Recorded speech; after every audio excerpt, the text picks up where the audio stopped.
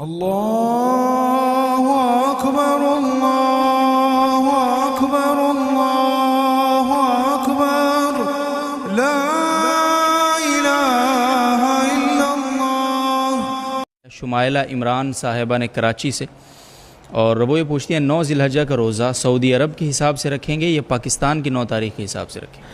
9 ذی الحجہ کا روزہ ہم پاکستان کے حساب سے رکھیں گے۔ اس کی وجہ یہ ہے کہ شریعت میں جتنی بھی عبادات ہیں ان کے لیے وقت جو ہے وہ ظرف ہوتا ہے۔ یہ ایک فقہ کی اصطلاح ہے ظرف۔ اس کو میں ایک آسان طریقے سے سمجھاتا ہوں کہ ظہر کا وقت جب ہمارے ہاں داخل ہوگا تو ظہر کا حکم متوجہ ہو جائے گا۔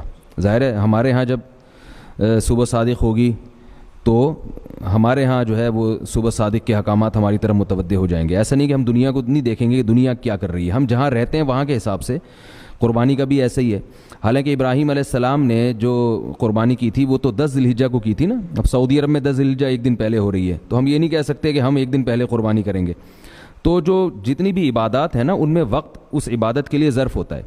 تو یوم عرفہ کا جو دن ہے اس دن جو وقوف عرفہ ہوتا ہے وہ اس لیے ہوتا ہے کہ وہ 9 تاریخ ہوتی ہے۔ اگر 9 تاریخ نہ ہوتی تو وقوف عرفہ بھی نہ ہوتا۔ تو عرفہ کا روزہ وہ بھی عرفہ کے دن ہوگا۔ تو جس دن ہمارا عرفہ کا دن ہوگا، یعنی میں اس لیے وضاحت کر رہا ہوں کہ بعض لوگ کہتے ہیں چونکہ ہمارے ہاں عرفہ نہیں ہے، وقوف عرفہ نہیں ہے، سعودیہ میں وقوف عرفہ جس دن ہے تو اس دن عرفہ کا روزہ بھی ہوگا۔ تو بھئی سعودیہ میں وقوف عرفہ کی یعنی سعودیہ میں وقوف عرفہ کی وجہ سے روزہ نہیں ہو رہا، بلکہ 9 ذی الحجہ کی وجہ سے وقوف عرفہ ہو رہا ہے۔ تو ہمارے ہاں بھی 9 ذی الحجہ کی وجہ سے روزہ ہوگا، نہ کہ عرفہ کی وجہ سے ہوگا، کیونکہ عرفہ خود کسی اور وجہ سے ہو رہا ہے۔ تو اس لیے یہ جو دن ہے نا وقت، یہ ظرف ہے۔ تو اس میں جو عبادت کی جائے گی اس وقت کو ملحوظ رکھ کے کی جائے گی، اس لیے ہم اپنے حساب سے 9 ذی الحجہ کا روزہ رکھیں گے۔ اللہ